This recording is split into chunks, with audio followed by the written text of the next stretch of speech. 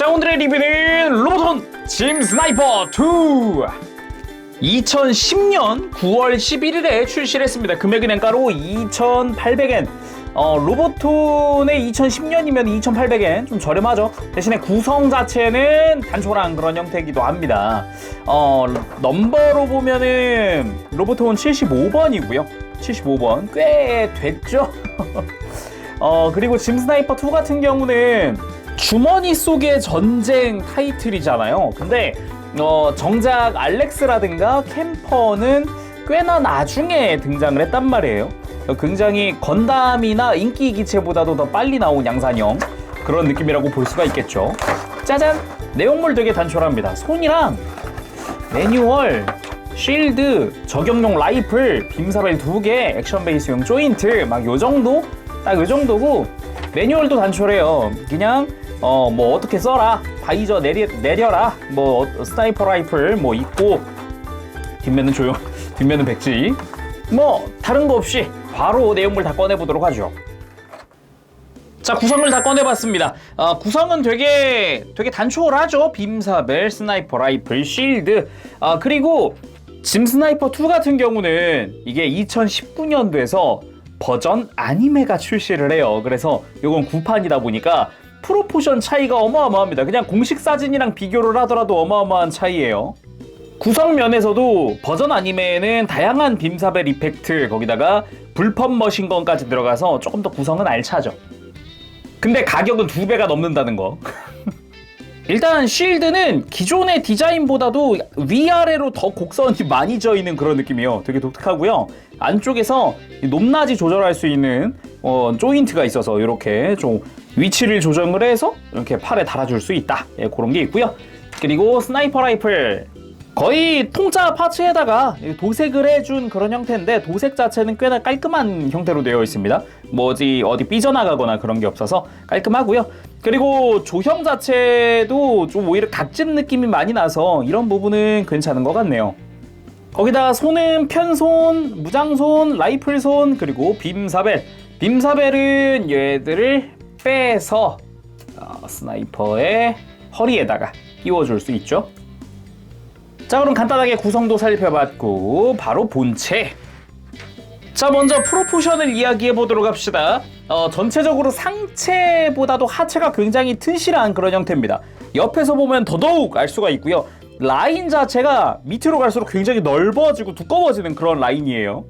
그게 아니라 뭐 정면에서 보더라도 발이 굉장히 크다고 느껴질 정도? 무릎도 굉장히 커요. 그래서 이렇게 봤을 때 2019년에 나온 버전 아니메에 비해서 굉장히 좀 프로포션이 좀 더 구수하다 이런 느낌도 들기도 해요. 버전 아니메가 굉장히 잘 나오는 형태다 보니까 느낌이 많이 다르죠. 그래도 있을 건 다 있습니다. 백팩의 뭐 부분 도색이라든가 종아리 버니어의 부분 도색이라든가 이런 거 있을 건 일단 다 있어요. 어깨 쪽에도 부분 도색이 있겠다. 자세히 한번 보도록 합시다. 일단 머리부터 좀 이야기를 해보면은 여기가 가장 버전 아니메랑 차이가 많이 나는 부분이다 라고 말을 할 수 있을 것 같은데, 일단 구판 로보톤 같은 경우는 바이저가 굉장히 좁아요. 클리어도 아닙니다. 메탈릭 도색이 되어 있어요. 클리어 파츠도 아니고. 그리고 무엇보다 이 안테나 굉장히 길지 않습니까? 근데 버전 아니메 2019년에 출시한 버전 아니메 같은 경우는 안테나도 적정 사이즈로 좀 짧은 그런 형태를 보여주죠. 그리고 머리 비율도 좌우가 되게 좁잖아요. 이런 것도 좀 특징이다 라고 할 수 있겠죠. 정면보다는 측면이 잘 어울리는 그런 느낌이죠. 몸통 같은 경우는 짐 스나이퍼 2 자체가 굉장히 각진 형태잖아요. 흉부가 유독 각진 느낌이 많이 나는데 콕피트 해치부터 해서 가슴 끝부분까지 허리까지 전부 다 각 완전 다 각진 그런 형태입니다. 백팩 같은 경우는 버니어 내부가 빨간색으로 부분 도색되어 있을 뿐이지 전체적으로 그냥 도색된 파츠 없이 그냥 일반 형태? 그냥 부분 도색만 된 형태? 그런 느낌이죠. 허리 쪽에는 반다이 차이나 옛날에는 이렇게 대놓고 쓰여 있었다. 요즘엔 많이 숨기는 추세고요.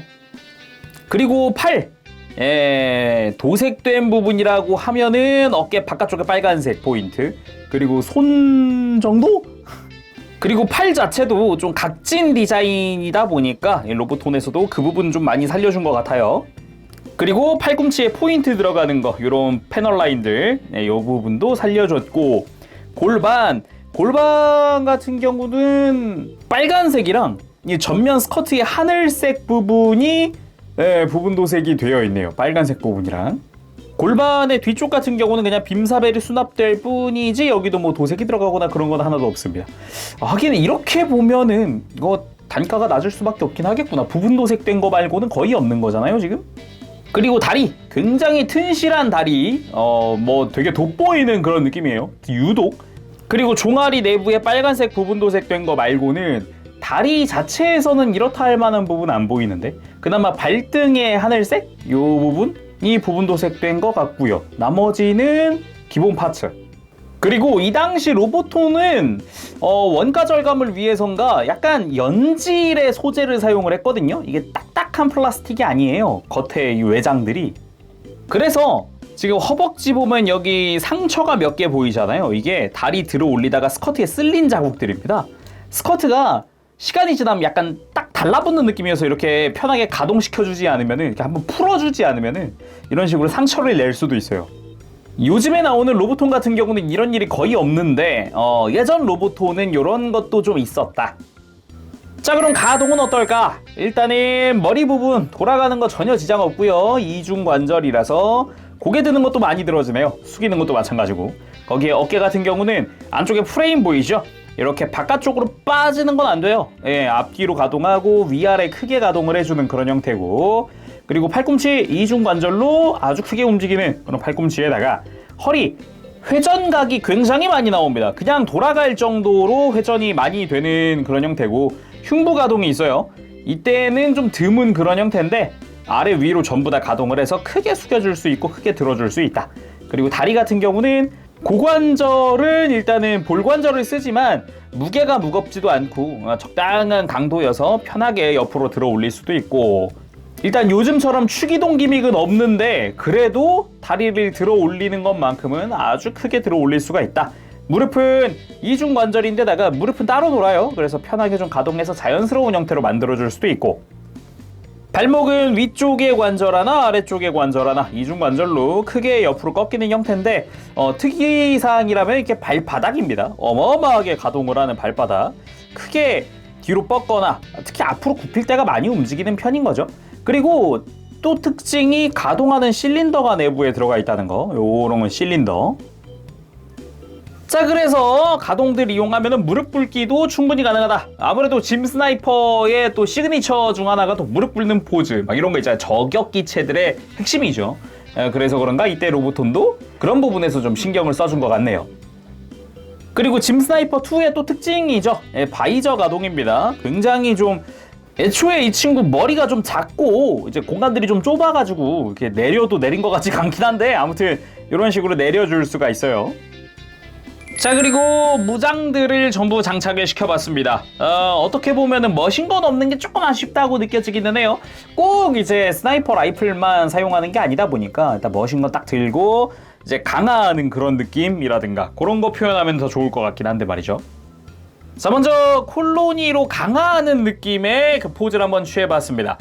작중에서 이렇게 활공을 하다가 이렇게 착지를 하는, 근데 착지하려다가 이제 뭐 건캐논 같은 거는 캠퍼한테 벌집이 되는 그런 모습도 보여주기도 하는데, 굉장히 주머니 속의 전쟁이 재밌다고 느낄 수 있는 장면 중 하나가 그런 모빌슈트 씬이었죠. 그리고 자, 이번에는 스나이퍼 라이플을 들고 뛰는 모습을 한번 포즈를 취해봤습니다. 자기 이제 포인트가 들켰거나 아니면 포인트 이동을 해야 될 때 열심히 이제 이동을 하는 그런 느낌인데, 실제로 작중에서 짐 스나이퍼 2가 이렇게 불법 머신건 쓰는 모습은 나와도 스나이퍼 라이플 쏘는 모습은 없었던 걸로 기억을 하거든요. 그래가지고 좀 이제 구판도 구성에다가 머신건 하나 넣어줬으면 어땠을까 그런 생각이 들더라고요.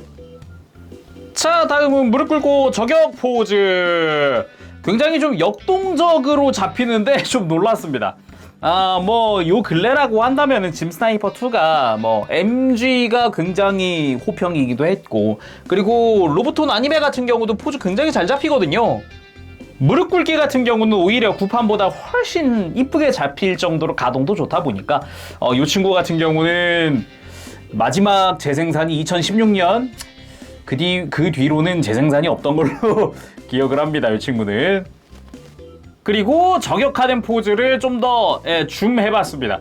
굉장히 이게 상체 포즈가 굉장히 박력 있게 잡히더라고요. 오히려 이런 부분에서는 그 버전 아님의 공식 사진보다도 더 박력 있지 않나, 그런 느낌이네요. 그리고 개인적으로 이런 구도도 좋아합니다. 이렇게 딱 이렇게 라이플을 어깨에 짊어진 그런 느낌의 포즈. 요것도 꽤 박력 있지 않아요? 멋있는데? 이 프로포션이 구판도 상당히 괜찮아요. 그리고 빼먹으면서 파니까 빔사벨 액션까지 한번 취해봤습니다. 역시 무장이 스나이퍼 라이플이 핵심이기는 한데 빔사벨도 뭐 박력이 없는 건 아니에요.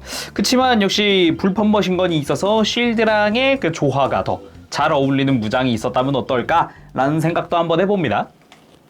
자, 오늘은 이렇게 해서 로보톤 9판이죠. 2010년에 출시한 짐 스나이퍼 2의 리뷰를 해봤습니다. 일단은 좋은 점이라 그러면은 박력 있는 포즈. 역시 포즈는 어쩔 수 없는 것 같아요. 굉장히 박력이 있었고요. 다만 아쉬운 점이라면은 이 친구 2019년에 버전 아니메가 나오는 바람에 완전히 잊혀진 친구라는 겁니다. 기본 디테일이나 구성도 그쪽이 훨씬 좋아요. 비록 금액이 2배 이상이지만 그래도 굉장히 이제 그쪽이 색감도 더 좀 이뻐요. 좀 이제 밝은 톤을 써서 그 애니메이션 컬러 같은 느낌이에요. 그쪽이 더. 저는 요거 언제 샀지? 예전에 여행 갔다가 그 일본에서 사온 건데 그때 1,500엔이었나? 그걸로 2018년인가에 샀었어요. 부담 없는 가격하고 샀는데 이제 바로 다음 해인가 이제 바로 버전 아니메 보자마자 저거 이랬었죠. 그래도 로보톤을 가볍게 즐기기엔 괜찮은 것 같아요. 혹시 관심이 있으시다면은 중고가가 굉장히 싸요. 한번 찾아보시는 것도 괜찮지 않을까 싶습니다. 자, 그러면은 오늘은 여기까지 하도록 하고 다음 시간에 또 뵙겠습니다. 그때까지 여러분들 즐거운 취미 생활 되시고 가볼게요. 제롱이었어요. 여러분 안녕! 빠부쉐이!